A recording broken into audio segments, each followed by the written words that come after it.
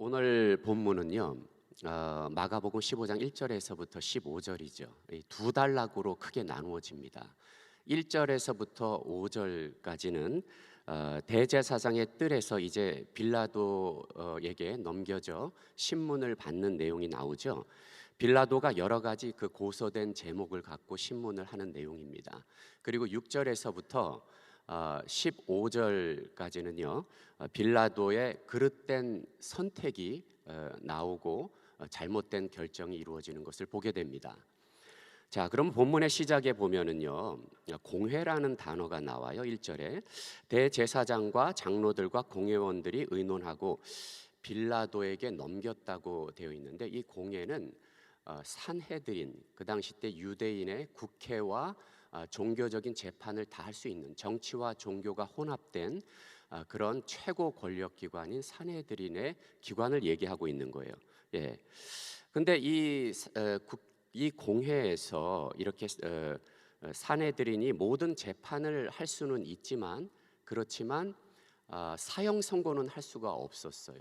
왜 그러냐면은 당연히 로마의 식민지 통치하에 있었기 때문에 아주 그 사형에 언도되는 결정은 로마 쪽에서 하는 것으로 되어 있었습니다. 자, 그래서 하지만 이 대제사장과 공회의 그 의원들은 예수를 어떻게 하면 죽일까 그렇게 계속 음모하고 예수를 죽이는 것을 연구해 왔기 때문에 바로 이 유월절 당일 새벽 해가 뜨기 전에 모든 것을 다 통과시키려는 계획으로 가고 있었던 것입니다. 먼저 1절을 보겠습니다.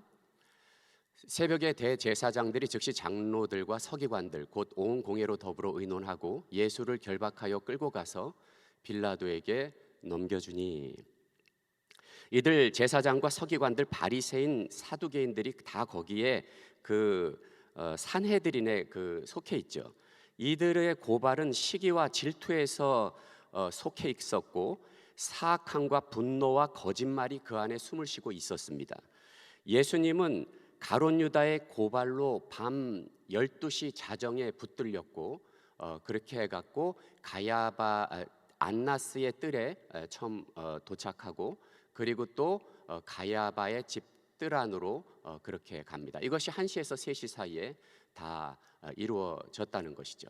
그러면서 3시에 빌라도의 관저 그 법정으로 갑니다. 예. 그것이 이제 오늘 빌라도의 관저에서 법정에서 일어나는 일들이에요. 예. 이 새벽 0시에서부터 3시까지 3시간 동안에 얼마나 급속도로 치밀하게 아주 그냥 굉장한 음모 가운데 그 배후에는 악한 영이 인도하면서 그렇게 급속도로 모든 것이 절차적으로 진행이 됐던 것입니다. 예. 자, 2절에 보면은 빌라도가 네가 정말 유대인의 왕이냐 하고 질문을 합니다. 예. 그러자 예수님께서는 내 말이 옳도다라고 대답을 합니다. 3절 이후부터 마가복음에는 예수님이 여러 질문에 침묵을 하시고 계신 것이 나와요. 네. 그것은 이사야서 53장 7절을 이루게 하시기 위함이었습니다. 그가 곤욕을 당하여 괴로울 때도 그 입을 열지 아니하였으며 마치 도수장으로 끌려가는 어린 양과 털 깎는 자 앞에 잠잠한 양같이 그 입을 열지 아니하였도다. 예. 그 말씀대로 예수님은 마치 잠잠한 어린 양처럼 모든 그 신문 속에 견디며 참습니다. 그러자 빌라도는 자신이 관여하기를 오히려 꺼려하죠. 책임이 자기에게 어떤 것도 전가되기를 꺼려합니다. 누가복음에 보면은 신문을 받을 때 빌라도의 관속 하나가 저 사람은 갈릴리 사람이라고 얘기하니까 빌라도가 그때 딱 자각하는 것처럼 그러면은 빨리 이것을 헤롯에게 넘겨야 되는데라고 생각을 하면서 때마침 헤롯이 갈릴리 분봉왕인데도 불구하고 갈릴리에 있지 않고 예루살렘에 유월절 행사를 치르느라고 와 있어요. 예. 그래서 아마 빌라도의 관저에서 얼마 멀리 떨어지지 않은 곳에 있었던가 봅니다. 빌라도는 아주 급하게 그 헤롯에게 군사와 함께 예수님을 그쪽으로 보냅니다.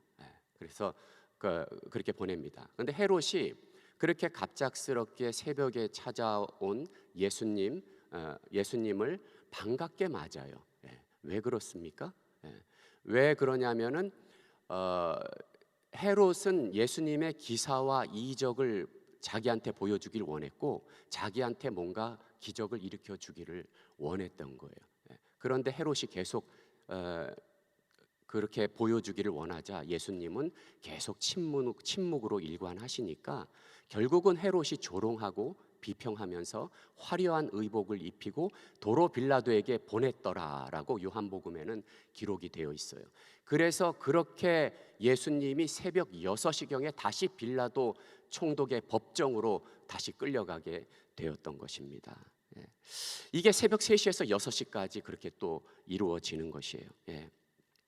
마태, 누가, 요한복음을 종합해 보면 예수님이 다시 빌라도의 법정에 가셨을 때 예수님이 침묵에서 벗어나 대답을 했으며 그때 산헤드린의 대제사장들과 서기관들, 바리새인 사두개인들 그리고 그들이 고용한 하속인들이 빌라도 법정을 가득 채우고 안에는 가득 채우고 있었고 그 법정 밖에서도 볼 수가 이렇게 뚫려 있기 때문에 볼 수가 있었는데 그 바깥에서는 바로 또 예수님을 추종하는 자들도 있었을 거고 그리고 또 병고침을 받은 자도 그 중에 있지 않았을까 그렇게 생각되어집니다. 자, 헤롯에게 갔던 내용은 오늘 마가복음에 없어요. 이건 누가복음에만 나오는 내용이었어요. 그런데 이렇게 빌라도의 법정에 다시 이렇게 끌려와서 빌라도는 그는 다시 책임을 맡게 된 거죠. 자기는 하고 싶지 않았는데 그러면서 빌라도는 누가복음과 요한복음에서 빌라도가 구체적으로 질문한 것들이 나와요. 그것을 한번 여러분께 말씀드리겠습니다. 누가복음과 요한복음에서 자, 그 구체적인 질문의 내용들은 뭐냐면 빌라도가 예수님께 이렇게 질문을 합니다. 너의 동족과 대제사장들이 너를 내게 넘긴 것이다. 네가 도대체 무슨 짓을 했느냐 하고 물어봅니다. 그러자 예수님은 자신은 진리를 증거하기 위해 이 땅에 오셨다고 그렇게 말씀을 하십니다. 요한복음 18장 37절이에요. 빌라도가 가로되 그러면 네가 왕이 아니냐? 예수께서 대답하시되 네 말과 같이 내가 왕이니라. 내가 이를 위하여 났으며 이를 위하여 세상에 왔나니 곧 진리에 대하여 증거하려 함이로다. 무릇 진리에 속한 자는 내 소리를 듣느니라 하신대. 자, 빌라도가 묻습니다. 진리가 무엇이냐? 전혀 진리에 대해서 무엇인지 한 번도 스스로 질문을 해보지 않은 듯한 그런 모습으로 진리가 무엇이냐고 물었던 것입니다. 그러자 예수님은 진리에 대해서 증언하려고 자신은 그렇게 오신 분이며 그 진리에 속한 자는 내 음성을 듣는다고 말씀하신 거예요. 진리에 속한 자는 예수님의 음성을 듣는 줄 믿습니다. 할렐루야. 자, 여러분들 진리가 무엇입니까? 여러분들은 진리를 어떻게 생각하십니까? 예수님은 진리를 증거하려고 오신 분이며 동시에 그 진리를 어떻게 얻을 수 있는지 그 길을 우리에게 가르치려고 오신 분이십니다. 할렐루야. 요한복음 14장 6절 말씀입니다. 예수께서 가라사대 내가 곧 길이요 진리요 생명이니 나로 말미암지 않고는 아버지께로 올 자가 없느니라. 자, 예수님의 말씀에 의하면 두 종류의 사람이 있습니다. 진리에 속한 사람, 비진리에 속한 사람. 진리에 속한 사람은 항상 진리와 비진리가 충돌할 때 진리의 편에 서 있는 사람이에요. 진리에 속한 사람은 예수님의 사랑이 있는 사람들이에요. 그죠? 그러면은 진리에 속하지 않은 사람은 어떤 사람들입니까? 그 사람들은 세상에 속한 사람들이에요. 세상적인 생각을 하는 사람들이라는 거죠. 이 사람은 성경의 가치보다 더 실제적이고 더 달콤하고 더 매력적인 세상의 풍조와 가치를 더 존중하는 사람들이겠죠. 빌라도는 대답을 오래 기다리지 않고 무리를 향하여 외칩니다. 이 사람에게서 나는 아무 죄도 찾지 못하겠노라. 도대체 이 예수란 사람이 무슨 죄가 있느냐?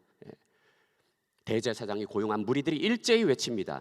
그 사람은 온 유대를 다니며 그의 가르침으로 백성들을 선동하였고 갈릴리 지방에서 여기까지 온 것입니다. 또한 우리 백성들을 그릇되게 하며 가이사에게 세금 바치는 것을 반대합니다. 무슨 말입니까? 국가 반란죄로 고발하고 완전히 이간질하고 거짓말해갖고 세금 바치는 것을 반대한다고 그렇게 모독을 해서 이제 고발을 한 것이죠. 빌라도가 이렇게 얘기합니다. 내가 예수란 사람을 계속 신문에 띄었습니까? 신문했는데 그에게 아무 죄도 찾을 수 없는데 그를 어떻게 하면 그러면 좋겠다는 것인가? 너희는 그렇게 얘기합니다. 무리들이 다시 큰 소리로 외칩니다. 그를 십자가에 매달아라. 그를 십자가에 매달아라 하고 외칩니다. 빌라도가 너무 난감했을 것 같아요. 난감한 표정으로 아마 그는 그렇게 얘기했을 거예요. 그리고 그 성경에 누가와 요한복음에 보면 그럼 좋다. 명절을 당하면 죄인 중 하나를 놓아주는 전례가 있는데 여기 두 사람이 있다. 밀란을 일으키고 살인을 저지른 바라바와 그리스도라 하는 예수, 이 둘 중 너희는 누구를 놓아주기를 원하느냐? 이렇게 물어봅니다. 그러니까 군중들이 뭐라고 얘기합니까? 살인자 바라바를 놓아주고 예수를 십자가에 매달아라 합니다. 살인자 바라바를 내어주고 예수를 십자가에 매달아라. 예수를 죽여라 하고 그렇게 외치는 것입니다. 그 외곽에서 예수를 바라보고 있었던 사람들, 아무런 예수를 그 누구도 변명해 주는 사람이 단 하루 한 명도 없었습니다. 우리는 때로는 내가 복음을 전하면서, 내가 열심히 봉사하면서, 내가 열심히 섬기면서 누가 나를 미워한다는 얘기 한마디를 듣고는 너무 억울해하고 분통해하고 참지 못하고 그것을 터뜨린 적은 없는지 돌아봐야 할 줄로 믿습니다. 한 사람도 변호해 주는 예수님이 없는 그 가운데서도 예수님은 묵묵히 하나님의 뜻을 가장 최우선순위에 놓으며 순종한 것입니다. 할렐루야. 자, 그러니까 빌라도가 말합니다. 요한복음에 보면 빌라도는 나는 이 사람에 대해서 피에 대해 무죄하니 너희가 당하라. 그러니까 무리들이 뭐라고 얘기했냐면 그렇게 당하겠다. 그냥 매달아라 이렇게 얘기를 합니다. 나중에 AD 70년에 말 그대로 이루어지죠. 그죠? 다 무너져고 다 죽게 되죠. 자, 결국 빌라도는 선택을 어떻게 한 것입니까? 근데 빌라도는 결정이 그게 무죄한 것입니까? 빌라도의 선택에는 죄가 없는 것입니까? 아닙니다. 빌라도는 계속 마음속에 예수님이 죄가 없는 것을 알았는데도 불구하고, 그렇지만 군중들이 더 강하게 예수를 십자가에 못 박으라고 외치니까 그는 군중이 밀란을 일으킬까 봐 걱정이 돼서 사람을 생각하고 살인자 바라바를 풀어주고 예수를 십자가에 못 박으라고 명령을 한 것입니다. 오늘 마가복음 15장 15절에 잘 나와 있어요. 빌라도가 무리에게 만족을 주고자 하여 바라바는 놓아주고 예수는 채찍질하고 십자가에 못 박히게 넘겨주니라. 자기의 체면과 자기의 명예를 더 먼저 우선시하는 빌라도가 보여줬던 것입니다. 자, 우리는 여기서 빌라도를 통하여 깨닫는 교훈이 있습니다. 나는 과연 중요한 결정을 하는 상황에 사람의 소리를 듣는가, 아니면 말씀에 의존하며 기도하면서 하나님의 음성을 듣는가입니다. 나는 어디에 속해 있나요? 중요한 결정을 해야 하는데 나에게 특별히 잘해주는 사람들의 소리를 듣게 돼 있는 것이 사람이라고 또 얘기를 하지만 하나님의 성경은 그렇게 말씀하고 있지 않고 있습니다. 나에게 특별히 잘해주는 사람의 소리만 듣게 된다면 어떻게 되나요? 결국은 편견이 나도 모르게 세워지게 되고 오해를 불러일으키고 반대편의 사람은 실족을 당하거나 굉장히 공경에 처하는 일들이 생기게 됩니다.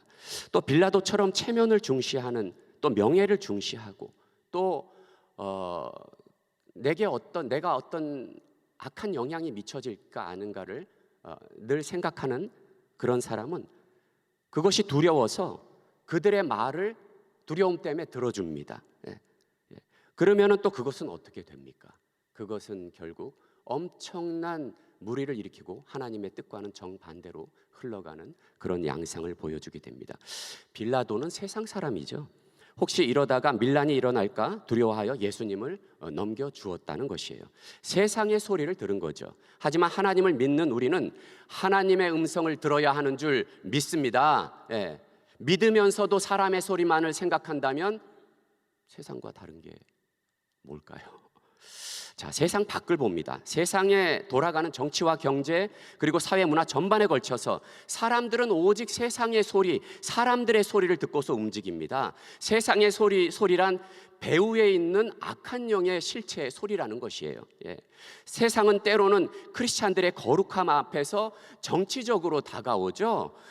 세상의 법을 들이대면서 크리스찬들에게 다가오는 시대에 우리는 살고 있어요. 지금 캘리포니아만 바라봐도 성소수자를 옹호하는 법들이 계속 캘리포니아에서 이것이 탄생되고 미국 전역으로 그 법들이 인정받아 전부 다 탄생되고 있습니다.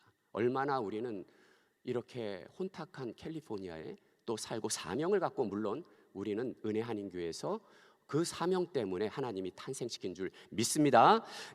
그런데 우리 크리스찬들은 이 거룩함 앞에, 우리가 거룩함 속에서 세상에서 생활할 때 우리는 성령님과 동행하며 항상 깨어있는 생활을 해야 된다는 것입니다. 할렐루야. 그래서 성령 충만이 정말로 중요합니다. 그래야 세상에 악한 영들이 보여지기 시작하고 세상과 구별된 거룩한 삶을 살게 되는 줄 믿습니다. 자, 제가 묵상한 한 구절은 마가복음 15장 2절입니다. 빌라도가 묻되 네가 유대인의 왕이냐? 예수께서 대답하여 가라사대 네 말이 옳도다 하시매. 제가 오늘 말씀의 제목을 내가 왕이다 제목으로 했는데, 내가 왕이다. 바로 빌라도가 네가 유대인의 왕이냐 하니까 예수님께서 2절에 내 말이 옳도다. 그래, 기다리던 내가 바로 왕이다. 이렇게 말씀을 하신 거예요. 자, 그런데 이 말씀을 선포하게 되면은 국가 반란죄로 죽는 건가요? 아닌가요? 그거를 아시면서 내가 왕이다라고 선포합니다. 그런데 이 내가 왕이다라는 말씀에는 내가 바로 그 구약 때부터 여태까지 이루어온 바로 너희가 기다리던 메시아다라는 것이 선포된 것입니다. 그래서 이 메시아라는 뜻은 무엇이냐면 헬라어로는 크리스토스, 그리스도죠. 그래서 기름 부음 받은 자라는 뜻이에요. 메시아도 기름 부음 받은 자라는 뜻이에요. 그런데 이게 처음부터 그 창세 때부터 이 유대인들한테는, 히브리 쪽에서는 이 메시아가 기름 부음 받은 자 안에 내포하고 있는 함축된 의미는 이스라엘을 구원할 자가 육신으로 태어난다. 하나님이 육신으로 태어난다는 그 함축적인 의미가 내포된 것이 바로 메시아인 것입니다. 그래서 선지자와 대제사장과 왕을 합친 최고의 통치자가 태어난다는 것을 의미한다는 함축적인 의미로 내가 왕이다. 우리 예수님은 왕인 줄 믿습니다. 할렐루야. 자, 그렇게 국가 모독죄로 고발당한 예수님에게 빌라도가 그렇게 네가 유대인의 왕이냐 하고 네 말이 옳도다고 고백을 하셨죠. 자, 그럼 우리는 법정에 선 예수님을 통하여 무엇을 배울 수가 있습니까? 첫째로 성도임을 확실히 밝혀야 한다는 것입니다. 우리도 세상에서 당신은 신자입니까? 라는 질문을 받으시죠. 그런데 그렇다고 분명히 밝힐 수 있어야 한다는 것이죠. 할렐루야. 그렇지 못한다면 혹 내가 주위 사람들에게 크리스찬으로서 본이 안 되는 삶을 살고 있는지, 믿음이 떨어졌는지, 예수님에 대한 첫사랑이 식어졌는지, 그것을 돌아보는 시간, 이 시간 되시기를 축원합니다. 주님은 사람들 앞에서 자기를 부인하는 자들은 하나님의 심판대 앞에 섰을 때 자기도 부인할 것이라고 말씀하셨습니다. 세례 요한은 제사장들이 너는 무엇을 하는 사람이냐라고 물었을 때 나는 주님 앞에서 외치는 광야의 소리로다. 나는 주님 앞에서 외치는 광야의 소리로다 하고 세례 요한은 그렇게 당당하게 살았던 것입니다. 죽음을 두려워하지 않고 말입니다. 자신의 본문과 산명을 분명히 밝혔습니다. 둘째로 확신에 찬 고백이 있어야 합니다. 주님은 마가복음 14장 62절에서 대제사장의 뜰에서 살기가 등등한 그 사내들인 공회원들에게 인자가 권능자의 우편에 앉은 것과 하늘 구름을 타고 오는 것을 너희가 보리라 하시니 확실한 경고를 보내셨어요. 다른 사람들이 보기에는 죽으러 끌려가는 모습이었지만 정직 당사자는 인자가 구름을 타가 하늘 영광을 보고 오리라. 사내들은 공회원에게 얘기하니까 참나마도다 하고 옷을 다 찢었던 것을 기억하실 겁니다.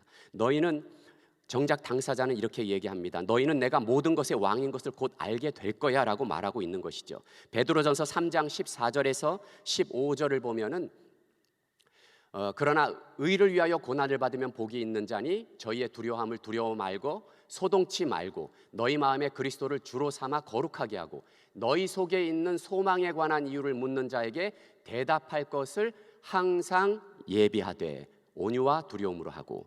자, 두려워 말며 너희 속에 있는 소망에 관한 이유를 묻는 자에게 대답할 것을 예비하라는 말씀은 불신자들 앞에서 성도들의 확실한 답변의 필요성을 강조하고 있는 것입니다. 스데반의 순교는 그냥 허망한 것이 아니었습니다. 하나님의 얼굴을 보며 성령 충만한 가운데 구약의 성경과 메시아를 전하면서 돌에 맞아 죽었는데 바로 그 시점에 누가 있었습니까? 사도 바울이 있었습니다. 그렇지만 나중에 그가 회심을 했을 때 그 사건이 동기부여가 되었던 것입니다. 할렐루야. 네. 세 번째는 축복 기도의 입을 열어야 합니다. 할렐루야. 성도가 불의함을 당했을 때 반드시 행해야 할 것은 그 불의한 일을 행한 자를 위해서 복수하는 것이 아니라 오히려 축복 기도의 입을 열어야 될 줄로 믿습니다. 베드로전서 3장 9절입니다. 악을 악으로 욕을 욕으로 갚지 말고 도리어 복을 빌라. 이를 위하여 너희가 부르심을 입었으니 이는 복을 유업으로 받게 하려 하심이라. 로마서 12장 14절과 19절도 함께 보겠습니다. 14절 너희를 핍박하는 자를 축복하라. 축복하고 저주하지 말라. 19절입니다. 여기에 대한 하나님의 답변처럼 그렇게 쓰여진 것 같아요. 내 사랑하는 자들아 너희가 친히 원수를 갚지 말고 진노하심에 맡기라 기록되었으되 원수 갚는 것이 내게 있으니 내가 갚으리라고 주께서 말씀하시니라. 할렐루야. 그러므로 우리 마음속에 어떤 미움과 너무 억울함이 있는 분들 계십니까? 먼저 축복 기도를 해서 승리하는 저와 여러분 되시기를 축원합니다. 자, 그래서 하나님이 친히 원수를 갚으시는데 오히려 거꾸로 축복 기도를 하는 사이에 하나님이 친히 싸우시고 하나님의 방법으로 승리케 하는 일들이 다윗 왕의 그 모든 전쟁을 보면 거기에 잘 나와 있죠. 기도를 했는데 싸움에서 승리하게 하십니다. 자, 나를 박해하는 사람들이 영원히 나를 박해할 수 있는 위치에 있는 것은 아니에요. 하갈과 그리고 사라 위치가 바뀌었죠. 분인나와 한나, 분인나였다가 한나로 위치가 바뀝니다. 사울과 다윗, 사울이었다가 다윗으로 위치가 바뀌게 되는 것입니다. 그러므로 사랑하는 성도 여러분, 하나님께서 친히 싸우시고 하나님이 인생의 역전의 주인공이심을 믿으시기를 축원합니다. 우리는 지금 이 마지막 때에 가장 불의한 일들이 우리에게 닥칠지도 모르는 그런 세상에 살고 있다는 것입니다. 여러분들 이 세상에서, 직장에서, 그리고 교회 바깥에서 어떤 불의한 상황에 직면하더라도 나는 크리스찬임을 항상 고백하시기를 축원합니다. 예수 그리스도가 나의 주인입니다 하고 고백하는 저와 여러분들 되시기를 축원합니다. 그래서 우리들이 또 그 죽어가는 세상의 영혼들을 위해서 축복하고 기도하고 또 나를 박해하는 자들을 위해서 기도했을 때 세상이 바뀌고 그리고 그 모든 영적인 축복이 내게로 돌아옴을 믿으시면서 이 세상과 싸워서 승리하는 저와 여러분 되시기를 축원합니다. 함께 기도하겠습니다. 하나님 감사합니다. 하나님 아버지, 오늘 이렇게 말씀 가운데 하나님 아버지 우리에게 인도하시니 감사합니다. 성령 하나님 아버지, 어떤 불의한 상황에서도 하나님 나는 크리스찬임을 고백하는 마지막 때 살게 하여 주시옵소서. 하나님 예수님이 나의 주인임을 고백하게 하시옵소서. 하나님 아버지 역사하여 주셔서 죽어가는 악한 영들을 위하여 오히려 축복 기도하는 우리가 되게 역사하여 주시옵소서. 그래서 오직 주 예수님만 영광 받으시고 왕이신 예수님의 찬양이 넘쳐 흐르는 우리 나머지 인생 되도록 축복하시고 인도하여 주시옵소서. 감사드리며 예수님의 이름으로 기도하옵나이다. 아멘.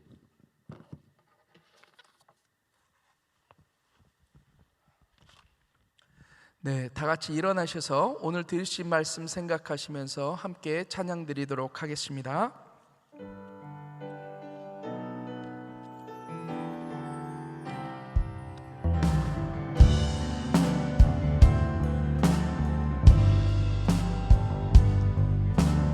지존하신 주님 이름 앞에 모두 무릎 꿇고 다 경배해.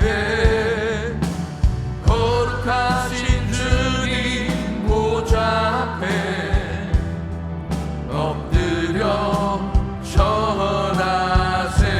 우리 다 같이 두 손 드시고 예수는 그리스도, 예수는 주, 하나님의 영으로 경배드리.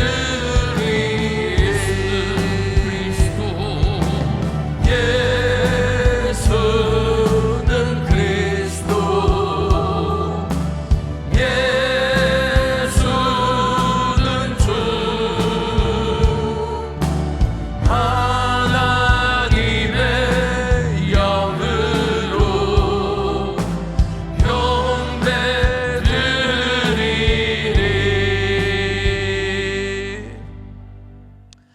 네, 하나님의 사람들은 하나님의 뜻을 이루기를 힘써야 할 줄 믿습니다. 하나님의 뜻을 이루기 위해서는 침묵할 때와 또 이 말할 때를 분별할 줄 아는 지혜가 필요한 것입니다. 오늘 이 말씀에 보면 빌라도가 예수님께 묻습니다. 내가 유대인의 왕이냐? 여기서 유대인의 왕이란 두 가지 의미가 있습니다. 하나는 이스라엘을 구원할 하나님의 아들 메시아 그리스도라는 뜻이 있고, 또 하나는 로마로부터 독립하려는 유대인의 왕이라는 뜻이 있죠. 빌라도는 예수님께 질문합니다. 네가 로마로부터 독립할 유대인의 왕이냐? 그때 예수님께서는 자신은 이스라엘을 구원할 하나님의 아들 그리스도로서 내 말이 옳다라고 대답하십니다. 또한 여러 가지로 이 대제사장들이 고소할 때 예수님께서는 침묵하시는 것을 볼 수 있습니다. 이것은 예수님께서 온 인류를 위해서 십자가에 못 박혀 죽으시는 것이 바로 하나님의 뜻을 이루는 것임을 아시기에 예수님께서는 침묵할 때와 말씀하실 때를 구분하여 이렇게 이 하나님의 뜻을 이루고 계시는 것을 볼 수 있습니다. 우리들도 마찬가지죠. 때로는 여러 가지 많은 오해가 되고 또 억울한 상황 가운데 있을 수가 있습니다. 그러할 때 우리가 매번 어떠한 우리들의 어떤 위기라든지 이런 오해를 위해서 변명만을 일삼아서는 안 된다라는 거죠. 그 가운데 하나님의 뜻을 이루기 위해서는 어떻게 해야 할지를 하나님 앞에 구하고, 또 말할 때와 침묵할 때를 구분할 줄 아는 지혜를 가지고 그렇게 하나님의 뜻을 이루게 될 때 나 자신뿐만이 아니라 공동체에 하나님의 뜻이 이루어지게 되어지고, 또 그로 말미암아 그 공동체에 또 기쁨과 평강과 또한 모두가 살아나는 그런 놀라운 역사들이 나타나게 되어질 줄 믿습니다. 그래서 하나님의 사람들은 어떠한 상황 가운데서도 하나님의 뜻을 이루고 모두를 살리는 복된 사명 감당하며 살아가야 될 줄 믿습니다. 이 시간 기도하겠습니다. 사랑 많으신 아버지 하나님, 감사합니다. 하나님께서 오늘 이 말씀을 통해서 또 하나님의 사람으로서 어떠한 오해와 어려움 가운데서도 믿음으로 반응해야 할지를 다시 한번 깨달아 알 수 있도록 은혜 베풀어 주시니 주님 감사를 드립니다. 우리 사랑하는 귀한 성도님들, 하나님 축복하시고 은혜 베풀어 주셔서 어떠한 상황 가운데서도 오직 믿음으로 반응하며 하나님의 뜻을 이루고 또 하나님의 예수 믿고 구원받은 하나님의 사람으로서 자신을 드러내며 하나님의 뜻을 이루며 살아갈 수 있도록 주님 마음껏 축복하여 주시옵소서. 우리 사랑하는 귀한 성도님들 한 분 한 분 마음껏 축복하여 주시고 일평생 신앙생활과 주의 사명 통해서 하나님의 영광 드러내며 살아갈 수 있도록 하나님께서 날마다 육신의 강건함으로 주님 역사하여 주시옵소서. 우리 귀한 성도님들 가운데 육신의 연약함 가운데 계신 분들 계십니까? 내가 나사렛 예수의 이름으로 명하노니 강건해질지어다, 강건해질지어다. 아버지 하나님, 주님께서 친히 만져주시고 은혜 베풀어 주셔서 치유하시고 회복하여 주심으로 말미암아 힘있게 주의 사명 감당하실 수 있도록 주님 마음껏 축복하시고 은혜 베풀어 주시옵소서. 또한 우리 귀한 성도님들 늘 신앙생활과 주의 사명 감당하실 수 있도록 하나님 가정 마음껏 축복하여 주시고 모든 생업들 위해 하나님께서 마음껏 축복하여 주셔서 힘있게 주의 사명 감당하며 또한 아버지 하나님 정말 세계 선교 감당하며 살아갈 수 있도록 차고 흔들어 넘치는 복으로 주님 마음껏 축복하시고 인도하여 주시옵소서.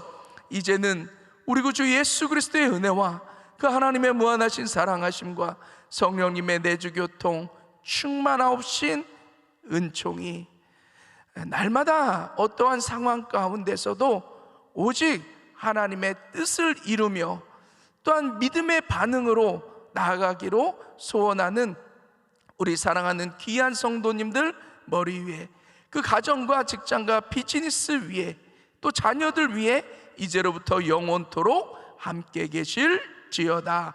아멘.